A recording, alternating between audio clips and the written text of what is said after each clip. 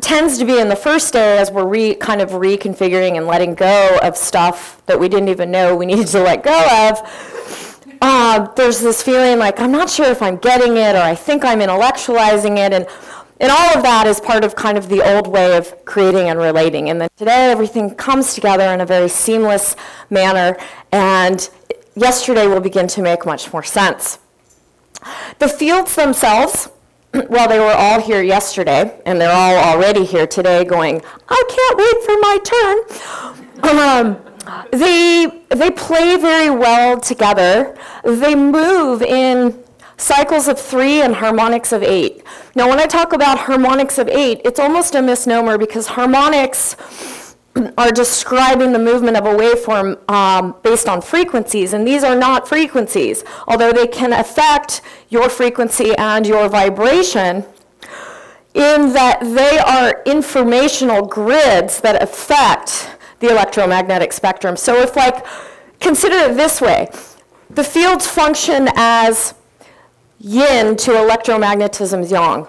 And so the fields will change your experience of yourself, your vibrational frequency, but they aren't frequencies themselves. And this is what's really cool, because you don't have to match your frequency to a field in order for there to be a hit. It's akin to you need to plug in your cord to your microphone in order to get a transmission. Well, you got a teeny tiny hole that you got to squeeze into. I missed the hole this morning. If I had to find the hole for every single field, I would be spending a lot of time focusing on getting it accurate, getting it right. And that's a very narrow parameter to squeeze into. These are huge playgrounds. And all you have to do is basically you signal your cord, and it'll get you into the field. And then the field will change up the way that you've configured your field. Because torsion fields in electromagnetism, which is basically what our nervous systems are made of, they are interconnected. You can't affect one without affecting the other.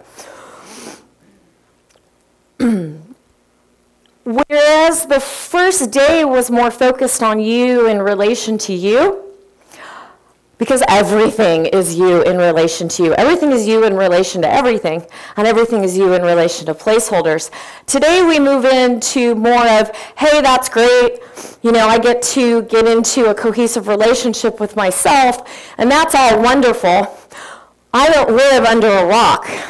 Now I've got to go out and deal with everybody else. I've got to go home and deal with my family. I've got to go to work and deal with surrogate power structures. How do I interact? How do I leverage these fields to support me in relation to absolutely everything? So today, as we move into the second series of 8 and the third series of 8, it's all about you in relation to absolutely everything. Now, in truth, you can use 101 through 109 in relation to others, and they'll still work. But the complexity of the overtones and the undertones will support you in the upper fields in being able to deal with more complex situations. Because as I said yesterday, reality is a little more complex than the sole result of your individual choices. Because there are a myriad of people and patterns and morphic fields making choices that are affecting your experience. And so being equipped with fields that can support you in navigating through that can be a holofractal game changer.